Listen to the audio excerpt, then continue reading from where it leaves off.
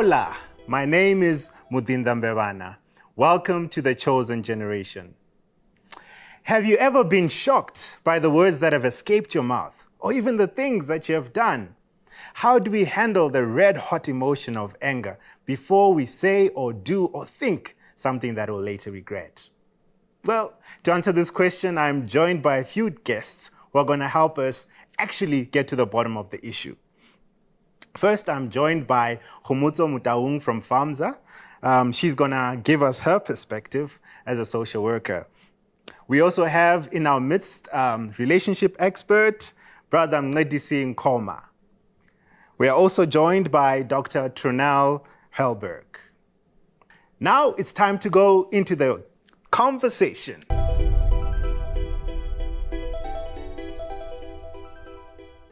It's that anger that it's impulsive. It just happens very spontaneously. You don't really think about it. It just comes out of you. It's an outburst. Yeah. Don't get that angry. Like, ensure that your anger process is already at a specific point where you are just able to control your anger. Yeah. All right, off to the first question. I'll start with you, Khomotso. How do we deal with this phenomenon of uncontrolled anger? Anger is a normal human emotion that everybody goes through every day. However, uncontrollable anger can quickly become a problem when undealt with. Many things they can trigger anger, such as abuse, financial problems, family problems, poor communication, and also grief. Additionally, there are other factors that can contribute to uncontrollable anger, such as depression and substance abuse. And also, uncontrollable anger manifests differently from people. Oh, okay. That's interesting that you say that people deal with it differently. Maybe I should bring you in here, Brother Mncedisi, as a relationship counselor. Do you believe that someone will therefore need some counseling if you have the problem of uncontrolled anger? Yeah, especially when we then say it's an uncontrollable anger. If it's anger, it's normal, like she said. It's a normal emotion. And if it can be handled or controlled, then it's fine. It can be dealt with in a space that is manageable. But when it becomes uncontrollable, then that means an individual requires assistance.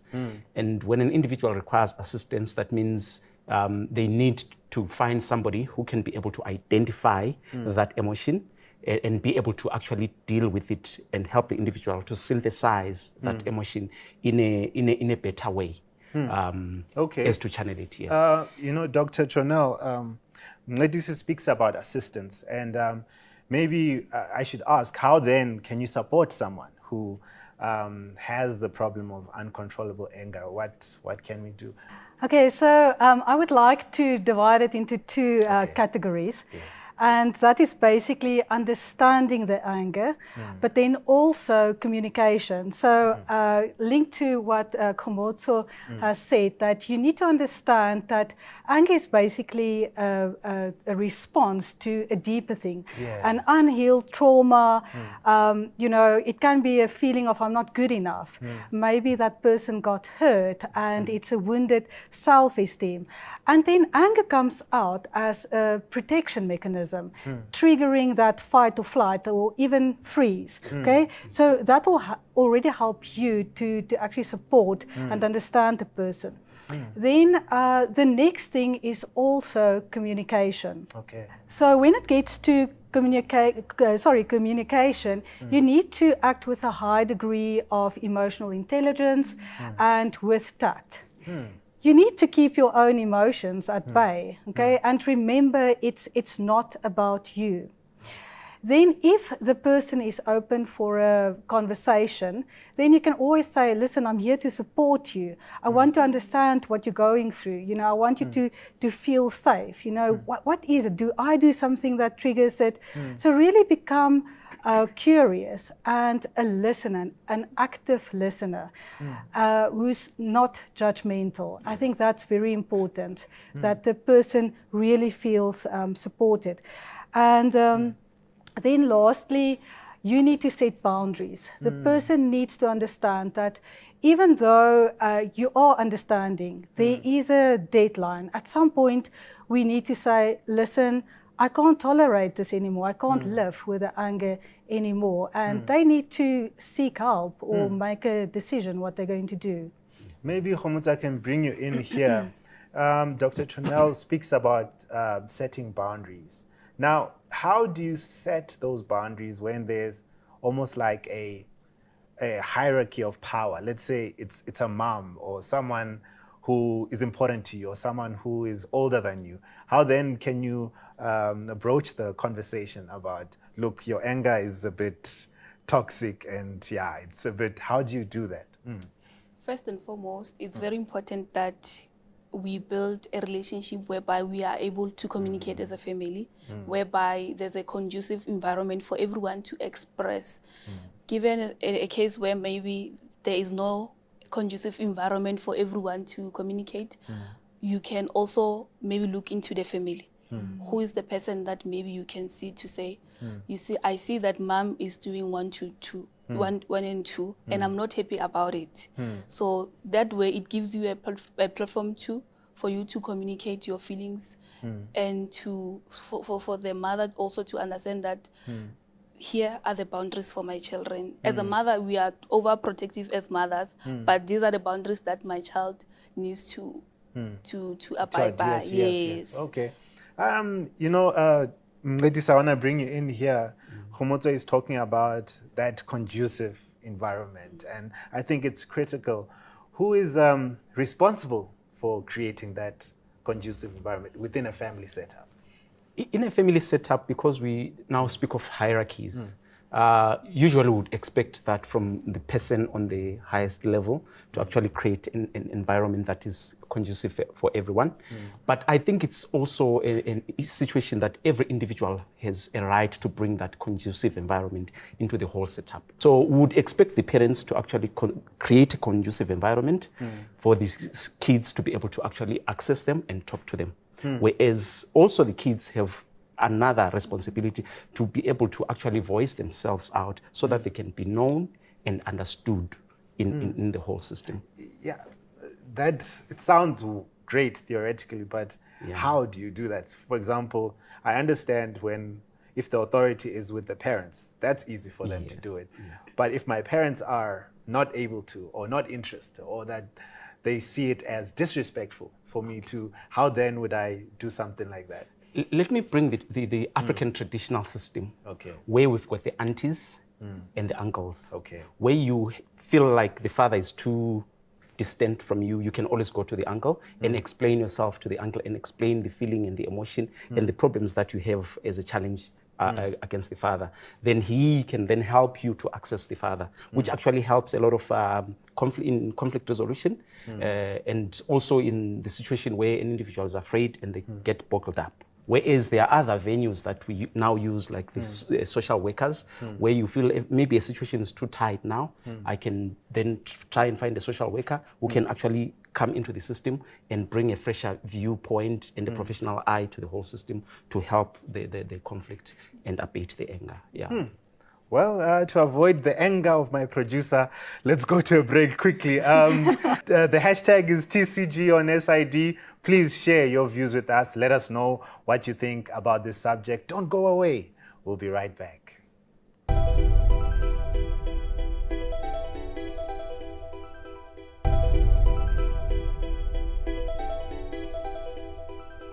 Welcome back. You're still watching The Chosen Generation, and we are talking about uncontrollable anger. You can share your views with us. The hashtag is TCG on SID. Let us know what you think about this situation. Back to my guests. I think I'll start with you, Khomotso. Maybe I'll paint a scenario for you. One of the members of the family, because of anger issues, or I don't know what, it doesn't matter what happened, decides to stab and even kill a family member. And now there's a family gathering to address a situation. How would you deal with a situation like that? Firstly, it is very important that the perpetrator deals with the self-concept, Okay. whereby he or she forgives herself. And also they try and look for professional help. Okay. Professional help in a sense of finding conducive, safe space whereby they can deal with the anger and whereby they will be able to forgive themselves.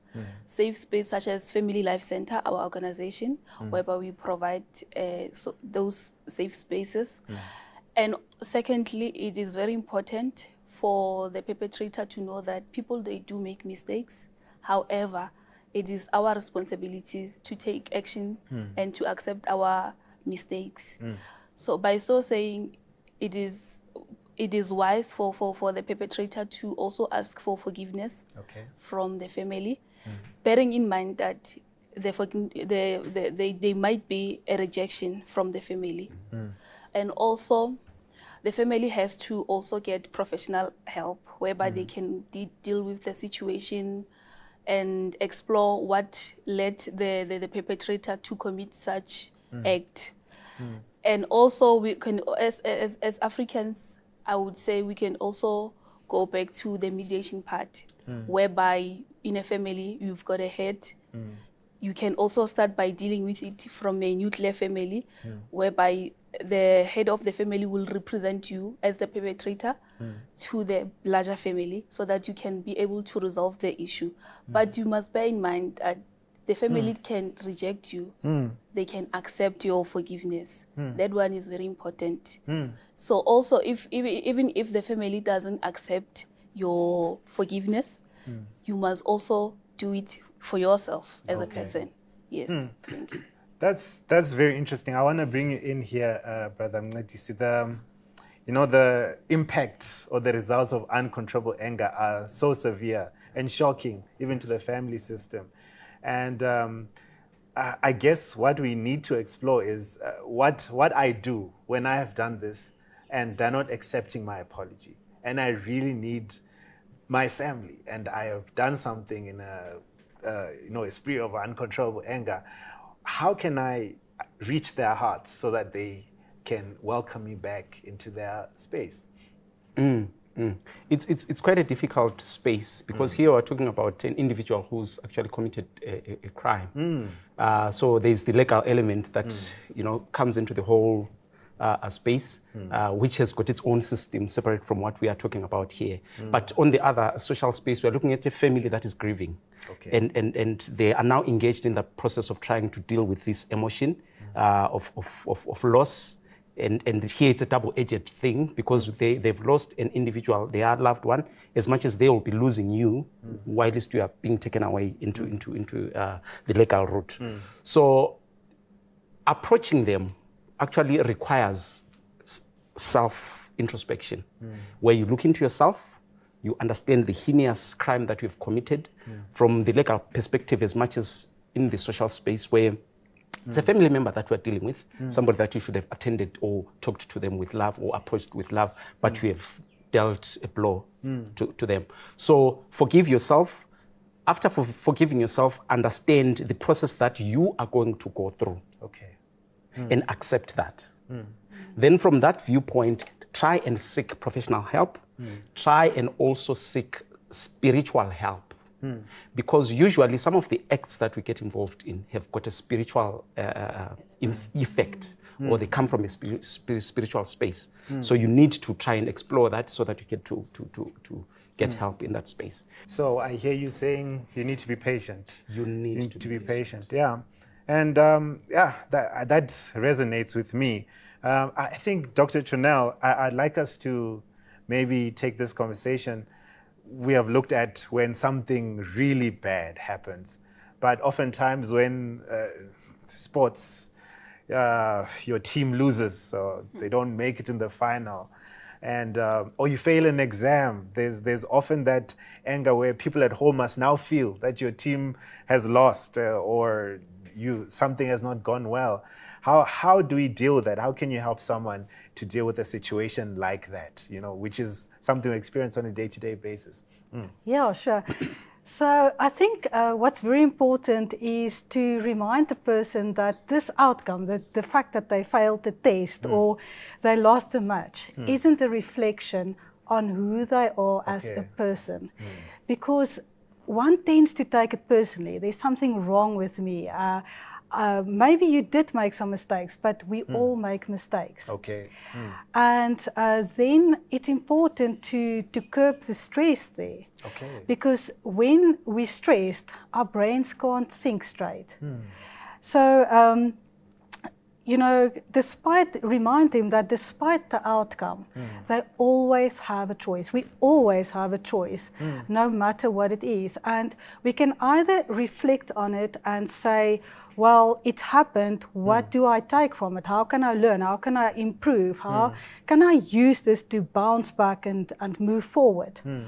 The other approach is to feel sorry for yourself and to really play that victim game, blame it on other people, blame it on circumstances, your teammates, the test was too difficult, complain about it. But I mean, that's not going to move you forward. So I think it's important for you to emphasize that power that lies within the individual. And then also what works quite well is to just say stop. The moment if you're talking and I say stop, you stop. That's what us humans do. And you do that with your thoughts before they start telling you you're not good enough and all of that. And if needs be, you can even rethink it into a positive thought. That's interesting. To the viewers at home, you can also share your ideas with us. Don't forget the hashtag TCG on SID. Let us know what you think about uncontrollable anger. Don't go away. We'll be right back.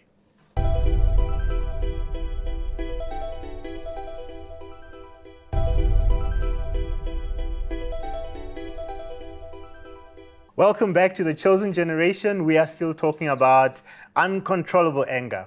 You can share your views with us. The hashtag is TCG on SID. Let us know what you think. Perhaps you can even share your stories with us.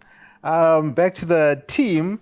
Brother Mnedisi, perhaps, in the previous segment, we were talking about the anger that comes from disappointment, particularly in sports or failure. Having that idea of not being able to handle failure. What are your views on that? Yeah, I wanted to bring it into a family system where we have a mother and a father is a sports fan. Yes. And there it happens that the team just gets to lose. And the emotion that goes with the whole loss in the family setting, where now an individual gets to become so uncontrollable, so angry, and they tend to just water down everything that is good around themselves, which is the very first place of an error or a place of where we say the ground now is uneven because of a particular value that has been placed on this particular team over this particular team. Okay. Because there are teams now, the sports team and the family team. All right. Now, once your emotion is banked on this other team and you no longer have anything going on with this family team, it's obvious loss will actually have a bigger effect on you. And the way then you will move from that team that has disappointed you, yet you gave so much to it, coming back to this family team that you have here, that you need to deal with, that you need to be accountable for, that you need to be. There's a lot that's going on here that needs you here. Now, the fact that the emotion has been taken away, how do you then how do you come back and be a normal human being who can handle their emotions? It all goes back to the fact that where do you place your value as an individual, your background as an individual? Is sports good enough, or all there is in your life? Does it speak to your whole self-esteem? Does it mean that you are sports and nothing else? Because that will be the effect. You lose it, then you will be forced into a space of grieving. And when you grieve, we don't know what will happen to the other system. So you need to be conscious of the systems and the interplay within those systems. And get hold of the emotion because it is yours. You can never give it to anybody else. That's very interesting. What I hear you say is valuing the right things, but also you are telling me that a lot of anger has to do with self-centeredness, where you're placing yourself above everyone else. That's really interesting. I want to bring you in here, Homozo, and what he has described is how many is exactly how many of the families are structured, where you have people who do not regard those who are of a lower power value, if you like. I'm coining a new phrase. How then does one work around that, where someone does not make the conditions favorable for you to raise an issue with them? How do you deal with a situation like that, where the person really just wants to be angry and they believe that's who they are and there's no way things can be solved? Okay. In many times, families, they tend to develop, this unhealthy way of expressing themselves. Yeah. So whereby there is no conducive environment to share your feelings.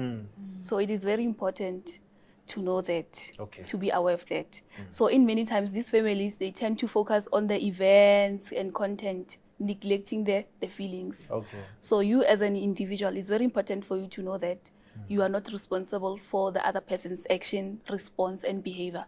So it is very important that you yourself, you build yourself, you develop the tools and the necessary skills to be responsible for your own action as a person, so that you avoid, if maybe somebody said something bad to you, or maybe they didn't include you in the conversation, in their opinion as a family, then you are aware of your own behavior as a person to say, okay, it's fine, I am not responsible how my dad responds to whatever situation. So that way, a lot of things will be in a simpler manner, or solved peacefully and either way. addressed, Yes. No, that makes a lot of sense to me. Maybe I should bring you in, Dr. Tranel. Now that we have spoken about these issues, I think we've covered most of the angles that one can imagine. And I think the last place that we really need to go is looking at the techniques. How can I self-help myself, the techniques to deal with my uncontrollable anger? Okay, firstly, I would recommend reading up on EFT. So it's not the... EFT? Not electronic funds transfer. So it stands for Emotional Freedom Technique. Oh, wow. Okay. But there's a lot on the internet about it that will explain the exact steps. It's really a very good thing to do. And people can even contact me. I'll email them my list of steps that they can follow. But that's not what I want to focus on, because the info is out there. Adopt the phrase, it is what it is. Okay?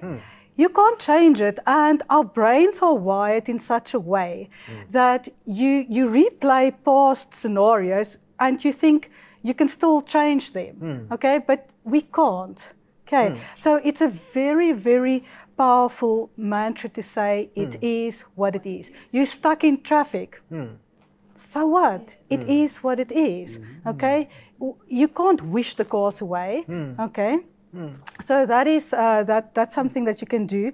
And then I'm going to share a technique I love, and it really works quite well. So you feel that anger, okay?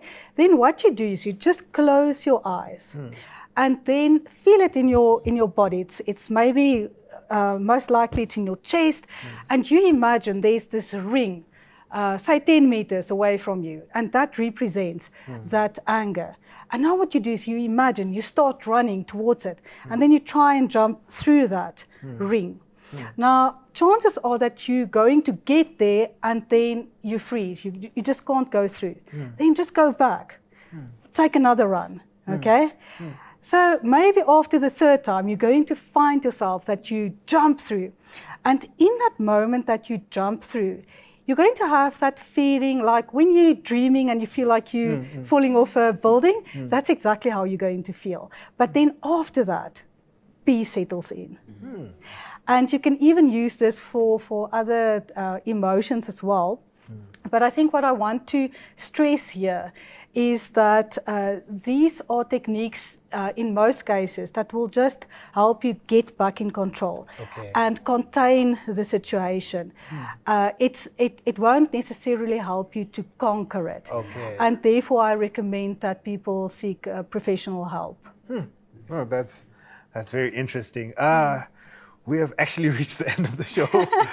Time is gone. I don't know what happened. So I'd like to thank you so much for helping us, get our minds around this issue. Really appreciate you coming here. And to the viewers at home, we'd like to say thank you for allowing us into your space. And we hope that indeed you'll be with us again in the following episodes. And maybe a final word. Today I leave you with a quotation from the Word of Inspiration. And she says in that quotation that a holy temper, a Christian life, is possible and attainable by repentant and believing children of God. And I say to you, let us hold on to that promise, but also hold on to Jesus, the one who saves, who sanctifies and satisfies. Would like to encourage you to continue this conversation with us. The hashtag is TCG on SID. Let us know what you think.